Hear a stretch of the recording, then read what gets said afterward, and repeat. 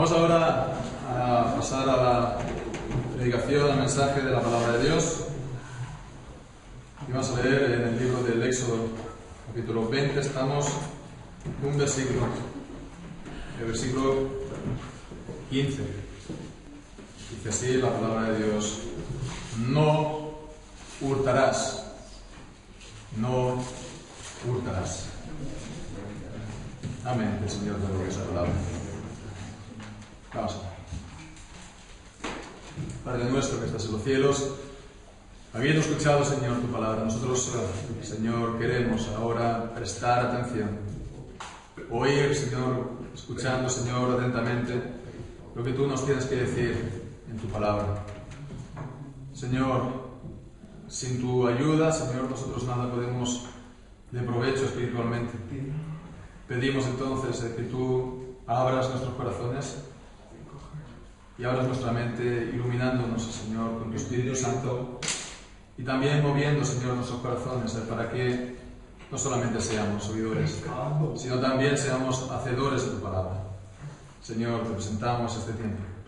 Bendígalo tú, Señor, con tu gracia y bendición en la vida de cada uno de nosotros. Te lo pedimos en el nombre de Jesús. Amén. Bien, pues entonces hemos leído este versículo 15, no hurtarás. Dejamos así las predicaciones sobre el séptimo mandamiento del Decálogo. El séptimo mandamiento hemos visto durante una serie de semanas, ¿no? Un número de semanas, el no cometerás adulterio. Y bien, nos adentramos en este octavo mandamiento del Decálogo: no hurtarás, no robarás. Que, bueno, como hemos estado viendo también, hasta ahora todos los mandamientos también tienen como objeto, lo podemos mirar, la protección, ¿no? La protección de la vida, no matarás, la protección también de la institución que trae la vida, el matrimonio, la familia. Ahora pues la protección de los bienes del hombre, de las propiedades del hombre. Y este mandamiento, pues en principio, es algo que todos en principio puedan parecer de acuerdo, ¿no? Todo el mundo en principio va a estar de acuerdo para decir que robar está mal, ¿no? Y también con las leyes, uno roba, pues bueno, lo detiene la policía y se va a la cárcel, ¿no? Quien roba, pues va a la cárcel y ya está. Entonces, bueno, en principio las cosas están claras. Sin embargo, vemos que si estudiamos la ley con atención, pues entonces veremos que para muchos este mandamiento ya no está tan claro. Ya no está tan claro. Y sobre todo, pues al verlo en profundidad, al verlo a fondo, pues entonces vemos que, bueno, no solamente el robar, el que entra a una tienda, ¿no? Y se lleva lo que hay, o el que va al banco y roba al banco. El mandamiento, pues, abarca mucho más de lo que en principio pueda parecer. Entonces, si miramos las cosas a fondo, como en el resto de los mandamientos de la ley de Dios, pues hemos de decir que ¿quién puede ser libre de este pecado? ¿Y quién puede ser también entonces justo por la observancia también de este mandamiento? No hurtarás, no robarás. Entonces es lo que vamos a intentar ver con la ayuda del Señor en esta mañana, este mandamiento. Y comenzamos pues viendo sobre todo la justicia con la que la palabra, la Biblia, pues nos habla del robo, nos habla del hurto. Y esta justicia pues lo podemos mirar de entrada, ¿no? Sobre todo viendo las penas, los castigos que en la Biblia pues se ponía, sobre todo en el tiempo del Antiguo Testamento, para Israel, ¿no? Por el robo. Entonces, bueno, infringir este mandamiento es un pecado, ¿no? Se roba, pero no solamente es un pecado, sino también es un mal que se hace a los demás, a la vida de los demás. Y entonces, como es un mal para la vida de los demás, recibe el castigo de la sociedad, ¿no? Porque, bueno, pues se atenta contra los demás, sus personas, contra sus bienes. Entonces, llega no solamente por lo tanto pecado, sino también es delito y tiene un castigo por la sociedad. Y así es también, pues, con el asesinato, por ejemplo. Así ha sido también durante toda la vida, pues, con el adulterio, aunque, como veíamos también las semanas anteriores, hay todavía en algunos países del mundo que se consideran así. Pero bueno, en todo caso es así. En el caso del robo siempre ha sido así. El robo es algo que está también castigado por la sociedad. Entonces, la justicia de la palabra al tratar acerca del robo. Porque bueno, en la Biblia, por ejemplo, no vamos a encontrar cómo se da en otras religiones, particularmente en otra religión, que, bueno, o sea, al ladrón, si lo coges, pues se le corta la mano, ¿no? Y a veces, pues, se ven fotos, ¿no? Internet o que, bueno, a un niño en un mercado, por coger una pera, le revientan la mano, le pasan un camión por encima de la mano, ¿no? Entonces, eso no se verá. Como tampoco se verá que se le condena a muerte a un siervo porque le roba el pollo a un señor, ¿no? Como ocurría pues, en los países de Europa, aquí durante la Edad Media. Entonces, no es un delito pecado, pues, que está castigado de esta manera, ¿no? Pero tampoco vemos lo que se da hoy en día. Porque hoy en día, bueno, pues en nuestra sociedad también está siendo tratado de una manera, pues, bueno, contrasta con todo lo que hemos estado diciendo, ¿verdad? De lo que ha sido en la historia o en otras religiones. Porque, bueno, hoy en día, a ver, si uno roba, pues se hace un poco la cuenta de lo que ha robado, ¿no? Entonces, si ha robado, pues, y se considera que no es mucho, se considera que es una falta, ¿no? Y se ha robado algo que ya es bastante, pues es un delito. Entonces, si uno ha sufrido un robo, que es una falta, pues entonces uno ya lo que ha sido robado lo tiene que considerar como perdido. Eso no lo va a recuperar, ¿verdad? Pero el que lo ha robado tampoco va a pisar la cárcel, porque es una falta. Y aquel que ha hecho un robo grande, bueno, pues si no tiene, bueno, sí, puede ir a la cárcel, pero está por ver que aquel que ha recibido el robo vaya a recibir los bienes algún día. Entonces, siempre aquel que recibe el robo es la víctima y siempre es el perjudicado. Pero no es así en la palabra de Dios. Porque en la Biblia, pues todo está basado en el principio de la restitución. ¿Qué significa principio de la restitución? Que aquel que ha robado tiene que restituir lo que ha robado a la persona a la que ha robado, ¿verdad? Podemos leer esto, no muy lejos, en el capítulo 22 del libro de Éxodo. Podemos leer ahí, pues, los versículos del 1 al 4, veremos esto claramente. De hecho, este capítulo está hablando sobre todo del hurto, lo podemos mirar, del robo, lo podemos mirar en casa más tarde, si queramos. Pero fijemos lo que dice aquí: cuando alguno hurtare buey u oveja y lo degollare o vendiere, por aquel buey pagará 5 bueyes, y por aquella oveja 4 ovejas. Si el ladrón fuere hallado forzando una casa y fuere herido y muriere, el que lo hirió no será culpado de muerte. Pero si fuere herida, el autor de la muerte será reo de homicidio. El ladrón, dice, hará completa restitución. Y si no tuviera con qué, será vendido por su hurto. Si fuere hallado con el hurto en la mano, vivo, sea buey o asno u oveja, pagará el doble. Entonces vemos la justicia que encontramos aquí. Uno roba, pues, un animal, lo vende, ¿no? Es un buey cuesta mucho, ¿no? Gana mucho dinero. Bien, pues entonces lo detienen, dice que tiene que pagar 5 veces el buey. Una oveja, cuesta menos, dice 4 veces, 4 ovejas, ¿no? Es decir, roba más tiene que devolver más, ¿no? Bueno, pues si no tienen para pagar, dice que sea vendido. Es decir, que sea vendido como esclavo.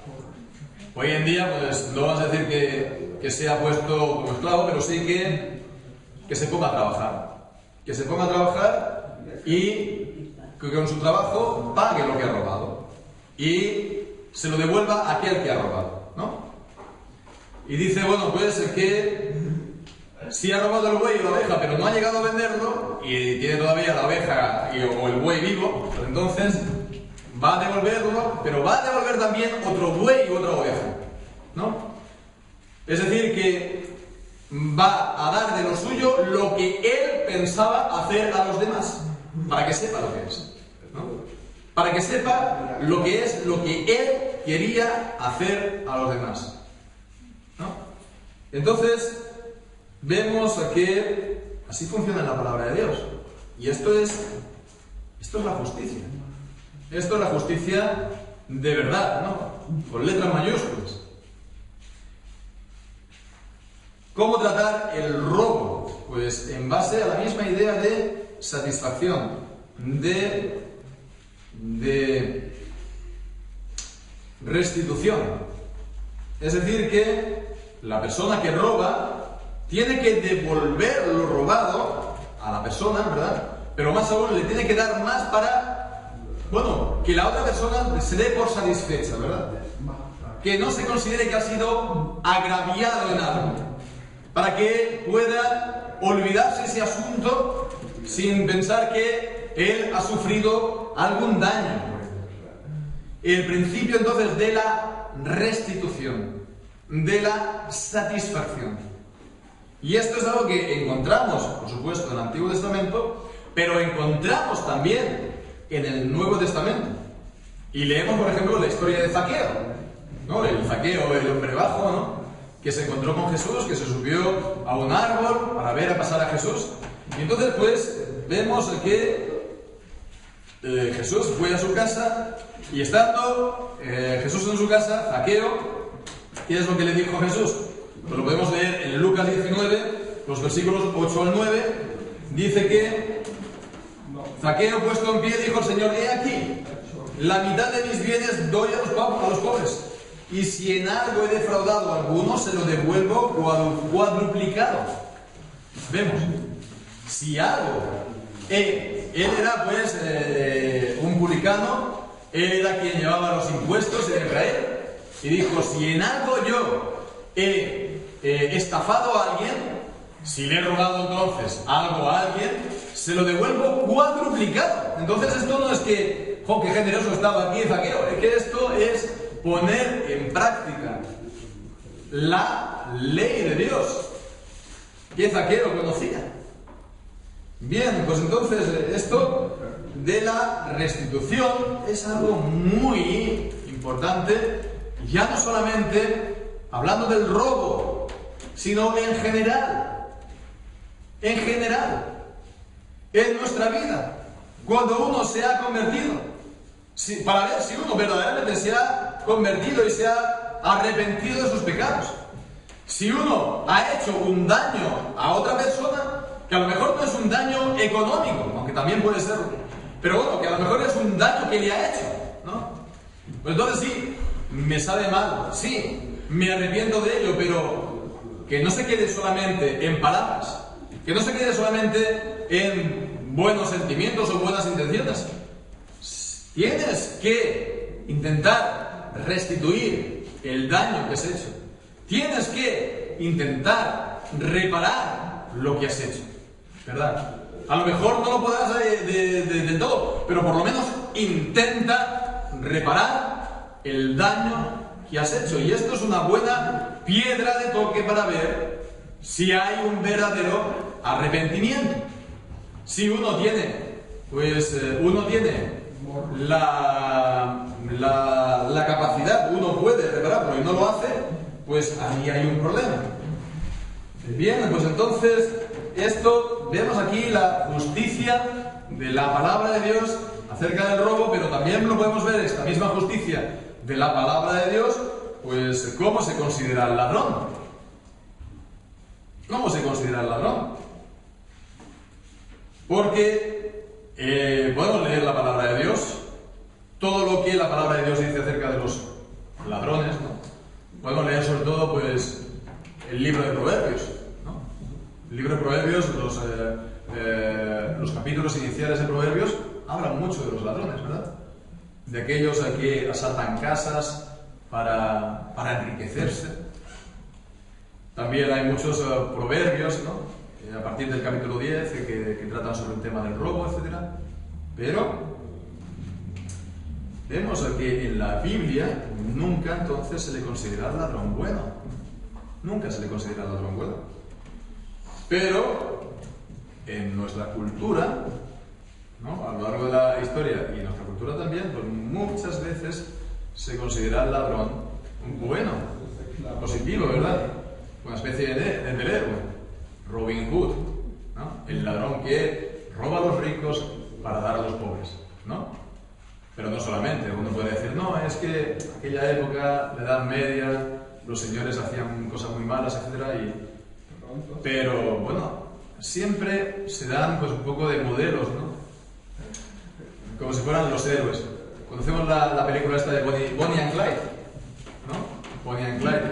Algunos, pues, fueron una pareja, hombre y mujer, en América en los años 30 durante la Gran Depresión, ¿no? Y que asaltaban bancos y bueno, pues se convirtieron prácticamente en un mito, en una leyenda, ¿no? Al final, pues murieron en un enfrentamiento con la policía y han hecho de ellos películas, canciones y hay veces porque también, pues, cantantes sacan vídeos y que están basados en estos, aunque no lo digan, ¿no? Entonces, bueno, en nuestra cultura a veces se ve positivo, ¿no?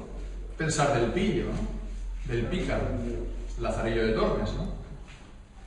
Aquí el listo, es el que si alguien puede, digamos, salirse con la suya, si alguien puede beneficiarse porque es listo, porque es un pícaro, como el Lazarillo de Tormes, ¿no?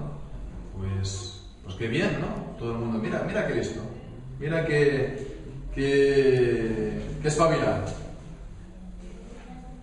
Entonces, bueno, esto es algo que nos encontramos bastante a menudo, pero pensemos, hoy en día no se hace, por ejemplo, muchas películas aquí en España, pues acerca del tema, ¿no? Pero en los años 80, sobre todo, en los años 80 habían películas que, a ver, se centraban en la delincuencia, los delincuentes, ¿no? Pero visto desde un lado positivo se puede decir, ¿no? Los héroes eran los delincuentes, por ejemplo, el Lute, ¿no? Y otros tantos, ¿no?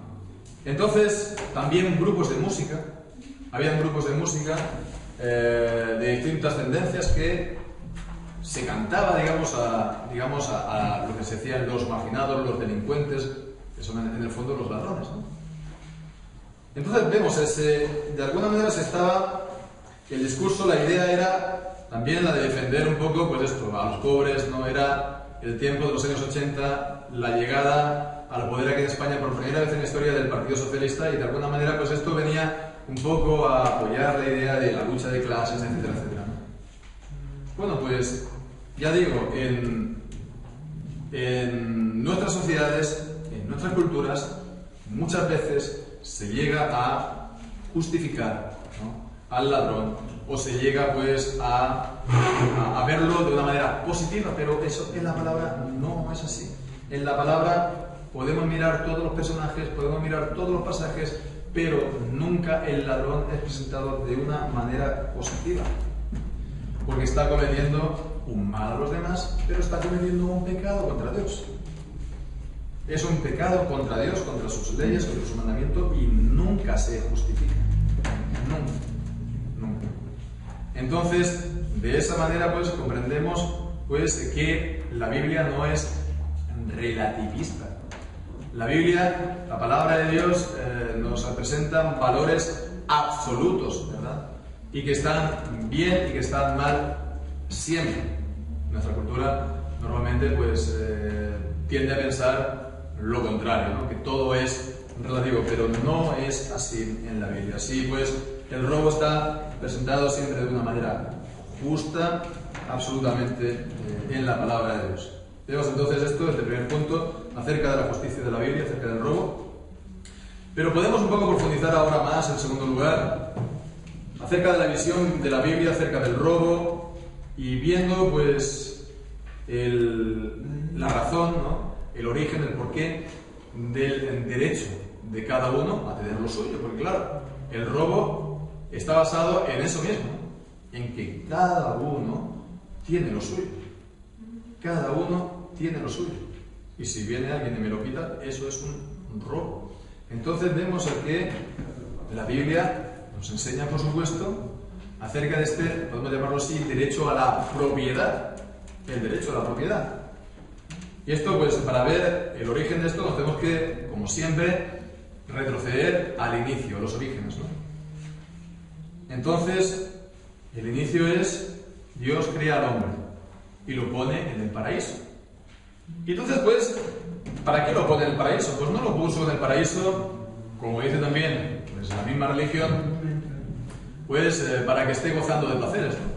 Que esté rodeado de un harén de chicas jóvenes, ¿no? Que es la visión que ahí se tiene del paraíso, sino al contrario, ¿para qué? Pues puso al hombre en el paraíso. En Génesis capítulo 2, versículo 15, dice: tomó pues Jehová Dios al hombre y lo puso en el huerto del Edén para que lo labrara y lo guardase. Es decir, Dios puso al hombre ¿para qué? En el paraíso. ¿Para qué? Trabajar. Para trabajar. Entonces vemos, eso fue antes de que Adán cayera en pecado y Eva. Entonces, el trabajo en el paraíso. El trabajo no es ninguna maldición, ¿no? El trabajo no es ningún mal. Y tendemos a pensar, pues eso, ¿no? Que el trabajo es una maldición. Y algunos se dicen, sí, ¿no? Pues claro, porque es que pues Dios dice, ¿no? Con sudor te comerás el pan todos los días de tu vida, ¿no? Entonces, sí, pero eso fue a raíz del pecado, pero el trabajo como tal no es una maldición. En los países latinos, sobre todo, lo que decíamos el pícaro, ¿no? El listo es el que llega a vivir sin trabajar, ¿no? Y es por eso por lo cual también en nuestros países latinos, pues, aunque también cada vez más, ya en esto ya no hay realmente muchas diferencias entre nuestros países latinos y los países, digamos, anglosajones, ¿no? de tradición protestante, pero en nuestros países, por lo tanto, por eso hay tanta afición a la lotería, ¿no? Porque entonces, bueno, vamos a ver si nos toca y nos soluciona la vida. A ver si nos toca y ya dejó de trabajar para siempre. A ver si nos toca y ya, pues, bueno, como en el paraíso, ¿no?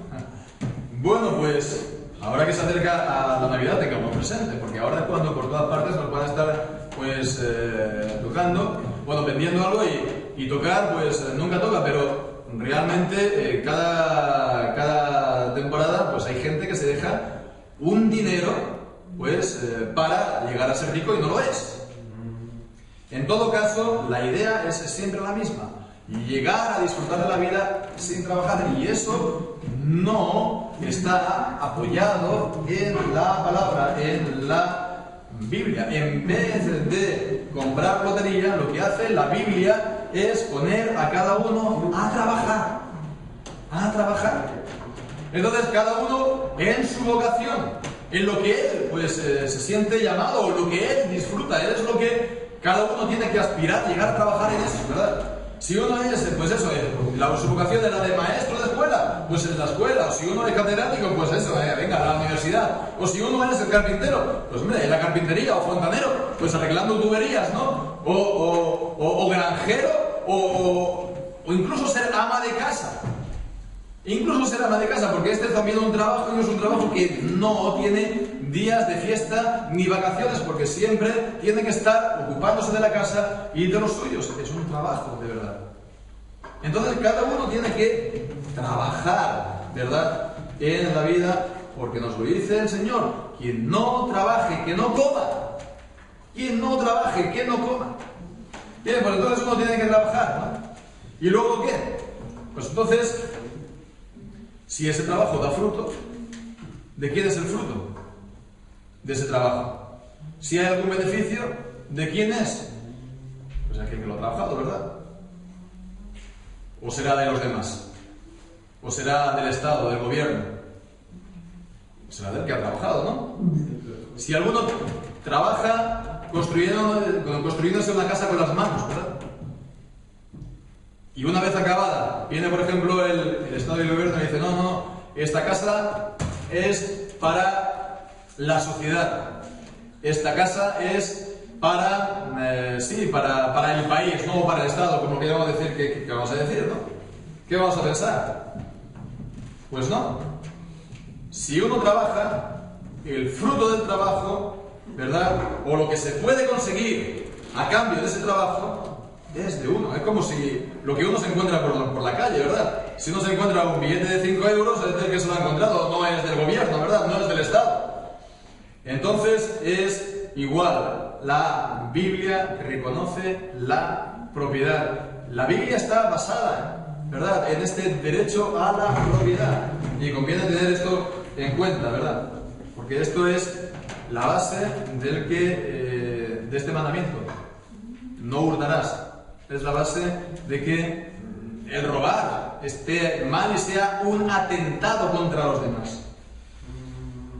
Bien, pues entonces, por eso los gobiernos y los estados tienen el derecho de recaudar impuestos, pero no hasta el punto que eso sea una confiscación encubierta, ¿verdad? Y uno al final lo único que hace es estar trabajando para que pueda comer y para que el Estado le permita vivir en ese país, ¿no?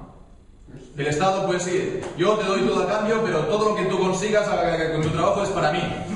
Eso es lo que ocurre, lo que ocurre en los países socialistas o comunistas, ¿no? Pero también puede ocurrir en países como los nuestros, en los que te dan tantos impuestos por tantas cosas que al final, en realidad, lo que hay es una confiscación de tus bienes. Entonces, si uno trabaja, es esperando recibir el fruto, ¿verdad? Y esto también nos lo dice la palabra de Dios: con esperanza ha de trabajar el que trabaja, con esperanza ha de arar el que ara. Bien, pues entonces, esto es así, pero por otro lado también es así en el sentido de que, bueno, si el Estado hace eso, está robando, ¿verdad?, a los ciudadanos. Pero también, por otra parte, hemos de pagar impuestos al Estado. Hemos de pagar impuestos al Estado, porque eso también lo reconoce la palabra de Dios. En Romanos capítulo 13, ahí vemos que los gobiernos, los magistrados, son puestos por Dios, son autoridades puestas por Dios, y ahí leemos, pues, son ministros de Dios. Y dice en versículos 6 y 7: pues por esto pagáis también los tributos, pues son servidores de Dios, que atienden continuamente a esto mismo. Pagad a todos lo que debéis. Al que tributo, tributo. Al que impuesto, impuesto. Al que respeto, respeto. Y al que honra, honra. Con lo cual, pues tampoco tenemos que salir con la excusa de que, bueno, el Estado no me tiene que pedir a mí tanto para no pagar. Porque la Biblia nos dice: pagad lo que debéis. Al que impuesto, impuesto. Entonces vemos que el evadir impuestos es una forma de robo. Porque estás obligado también a hacerlo. Porque incluso la palabra de Dios lo dice acerca de los gobernantes. Evadir impuestos, ¿no? Y no estamos ahora en época de hacer la renta. A nadie le gusta pagar impuestos, ¿verdad? A nadie le gusta. Pero evadir impuestos es una forma de hurto, de robo. Como también, pues los chanchullos, que muchas veces se dan, ¿no? He conocido casos y casas en los que había dos padres y entraban en la casa 4 pagas, ¿no? El de las pensiones de cada uno y el de los trabajos de cada uno. 4 pagas. Eso es una forma también de robo. Entonces, bueno, eso es una cosa. Otra cosa es, a lo mejor, que uno esté pensionista y a lo mejor, pues no sé, una cosa, ocurre un día un servicio que le hace a un amigo de subir, pues yo que sé, una carga, y él le dice, pues toma 20 euros para tomarte, pues no sé, una Coca-Cola en el bar. ¿No? Eso es una cosa. Pero un trabajo con un horario, con un sueldo, teniendo una paga, eso es también una forma de robo. Es también una forma de chanchullo, de robo.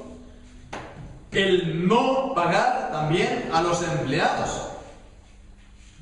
Y esto, pues, los jefes, o pagarles sueldos de miseria. Y eso es también una forma de robo con la que también la palabra de Dios pues trata y denuncia fuertemente. Jeremías capítulo 22, versículo 13, podemos leer ahí.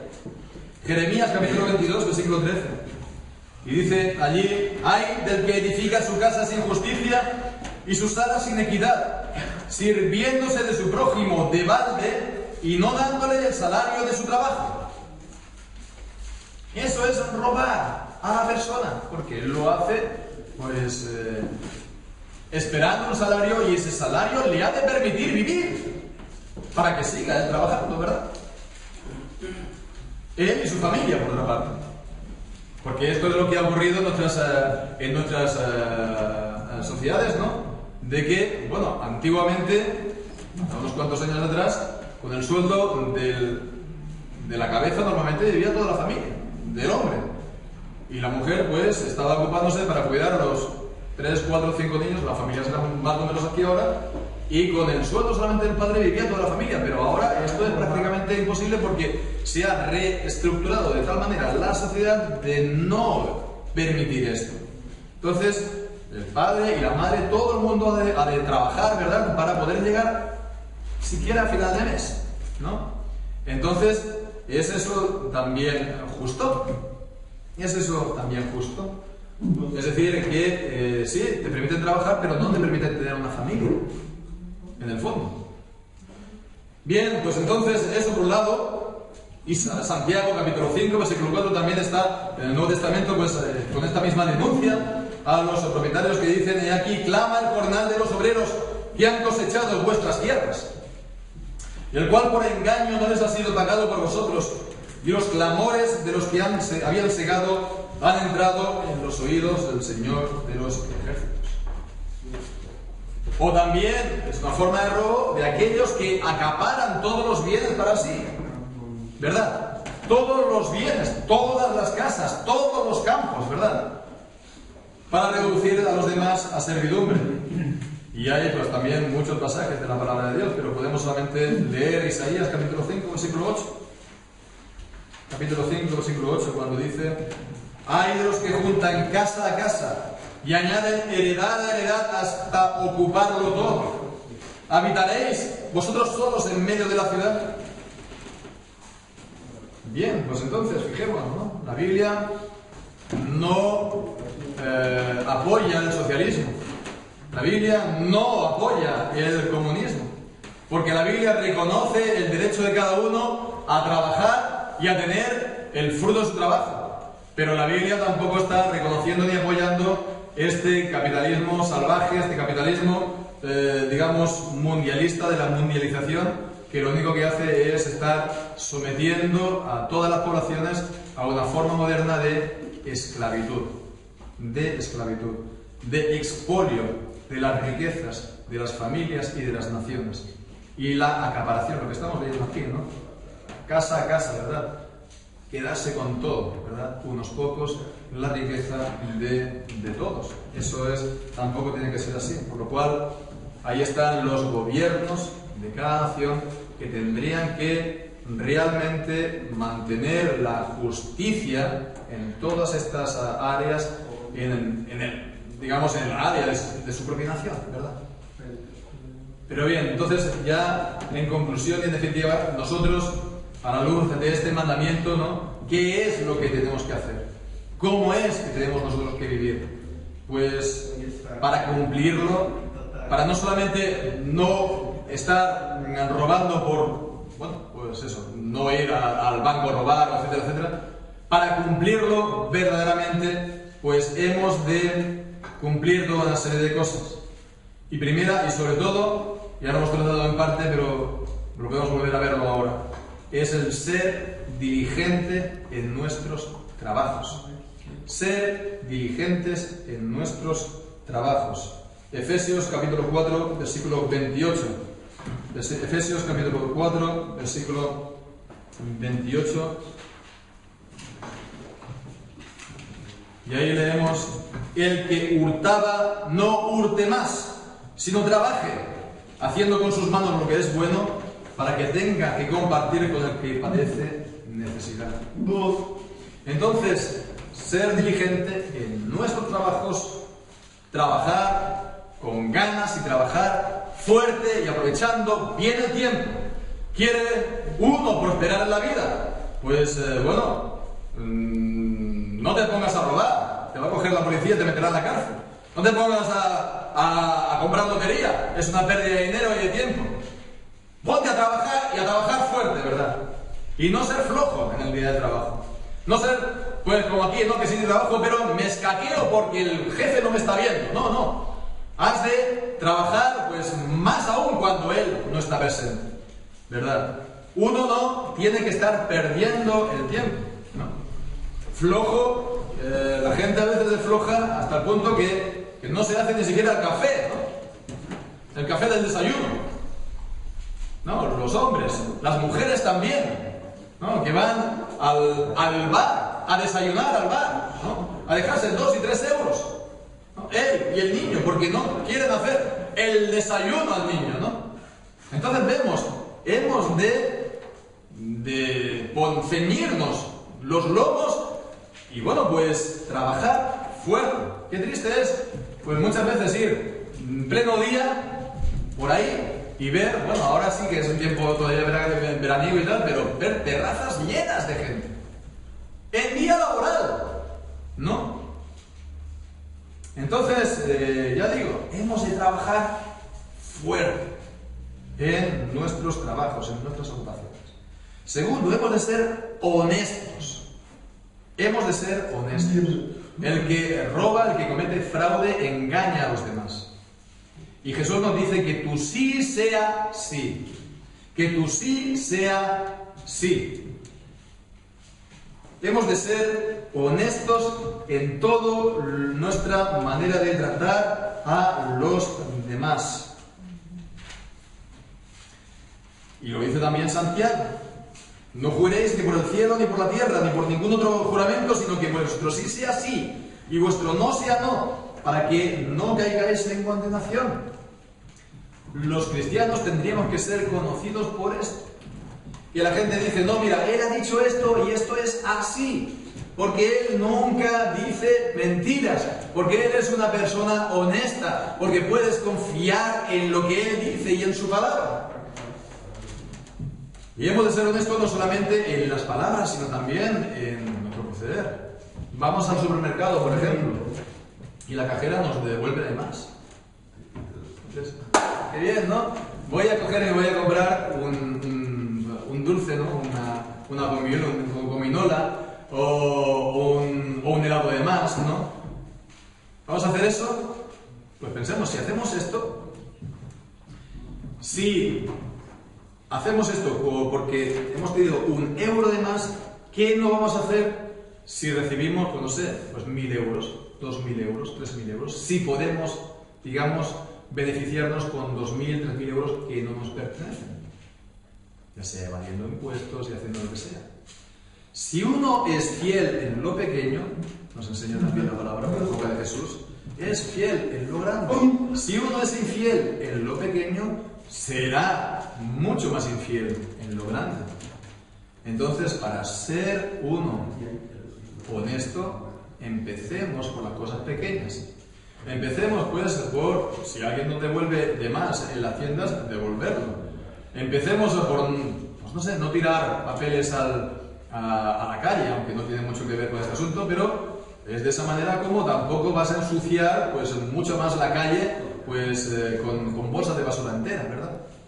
Entonces es la manera de ser, digamos, pues esto, honestos. En tercer lugar, dejar de vivir para los deleites, dejar de vivir para los placeres. Detrás de la persona que roba siempre está el llegar a disfrutar de la vida, entre comillas, ¿no? Llegar a disfrutar de la vida sin previamente trabajar, sin previamente esforzarse, ¿no? Entonces, por supuesto, disfrutar de las cosas de por sí no está mal. Podemos leer Eclesiastés, es un don de Dios. Las cosas buenas de la vida lo podemos disfrutar, ¿verdad?, como un don de Dios. Pero también nos dice la Biblia, y este proverbio dice, ¿has hallado miel? Pues come lo que te baste, ¿no? No estés completamente entregado a los placeres. No vivas solamente para los placeres. Has de disfrutar de las cosas buenas, sí, pero también con moderación. Y sobre todo, no has de vivir con los placeres como tu meta en la vida. Esto lo tenemos que dejar por el mero hecho de ser cristiano. Por el simple hecho de creer en Dios, de creer en Jesucristo. Porque esto es ser cristiano. Esto es lo que hizo también Moisés. Y vemos en el capítulo 11 de Hebreos, y ahí leemos acerca de él. Por la fe Moisés, hecho ya grande, capítulo 11, versículo 24, por la fe Moisés, hecho ya grande, rehusó llamarse hijo de la hija de Faraón, teniendo por mayores riquezas el vituperio de Cristo que los tesoros de los egipcios, porque tenía puesta la mirada en el galardón. Sí, perdón, me he dejado el versículo 25. Por la fe Moisés, hecho ya grande, rehusó llamarse hijo de la hija de Faraón, escogiendo antes ser maltratado con el pueblo de Dios, y dice, gozar de los deleites temporales del pecado, teniendo por mayores riquezas el vituperio de Cristo que los tesoros de los egipcios, porque tenía puesta la mirada en el galardón.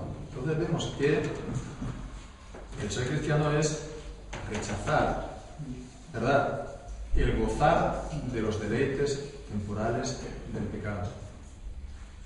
Para empezar, todo deleite, todo placer que sea pecaminoso, pero también, ¿verdad?, el solo vivir para los placeres es pecaminoso. ¿Por qué nos dice la palabra de Dios que si comemos o aún bebemos, que sea todo para la gloria de Dios? No hemos de vivir para los placeres, hemos de vivir para la gloria de Dios. Y bien, por último, por supuesto, para cumplir todos los principios contenidos en este mandamiento, hemos de tener contentamiento con lo que ya tenemos, ¿verdad? Contentamiento con lo que ya tenemos y sobre todo dejar todo amor al dinero. Leemos en 1 de Timoteo, capítulo 6, en 1 de Timoteo 6, y ahí leemos versículo 5, disputas necias de hombres, corruptos de entendimiento y privados de la verdad, que toman la piedad como fuente de ganancia. Apártate de los tales, porque gran ganancia es la piedad acompañada de contentamiento. Porque nada hemos contraído a este mundo y sin duda nada podemos sacar. Así que teniendo sustento y abrigo, estemos contentos con esto. Porque los que quieren enriquecerse caen en tentación y lazo, y en muchas codicias necias y dañosas que hunden a los hombres en destrucción y perdición. Porque raíz de todos los males es el amor al dinero, el cual, codiciando algunos, se extraviaron de la fe y fueron traspasados de muchos dolores. Y eso es lo que trae el amor al dinero. Normalmente es acabar uno, pues, con su vida rota, con su familia rota, con su salud rota, con su, bueno, y lamentando pues todo el tiempo que él ha estado pues, perdiendo de esta manera. No hemos de vivir tampoco para enriquecernos. El Señor nos lo da bien, pero no hemos de vivir para enriquecernos. Hemos de dejar todo amor al dinero. No se puede servir a dos señores, a Cristo, al Señor, y a las riquezas. Y acordémonos pues del joven rico, puesto entre escoger el seguir a Cristo renunciando a sus riquezas y las riquezas, ¿con qué se quedó? Se fue triste porque prefirió las riquezas. Así que nuestro amor no ha de ser la riqueza, nuestro amor con todo el corazón, con toda el alma, con todas las fuerzas, ha de ser solamente al Señor Jesucristo, por amor del cual hemos de estar dispuestos a perderlo todo, llegado el caso, y a dejarlo todo y abandonarlo todo. El que deja, pues, padre, madre, dice, casas, tierras, heredades, haciendas, por causa de mí, obtendrá 100 veces más esta vida y la vida eterna. Entonces, bien, fijémonos, Cristo, Él se hizo pobre, nos dice la palabra de Dios en 2 Corintios, capítulo 8. Él, siendo rico, el Señor de la gloria, se hizo pobre, ¿para qué? Para enriquecernos a nosotros con toda gracia. Enriquecernos con Él, pues para que nosotros reinemos con Él. Él sufrió la humillación y Él se sacrificó a sí mismo y Él derramó su sangre. ¿Para qué? Pues para que su sangre nos borre todos nuestros pecados y nos limpie de nuestras iniquidades, ¿verdad? Entonces, ¿qué hemos de hacer nosotros? ¿Qué hemos de hacer nosotros? Si no es vivir siempre agradecidos.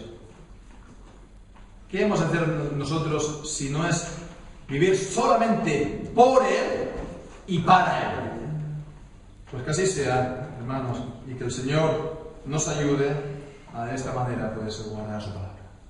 Amén. Que el Señor bendiga su palabra. Amén.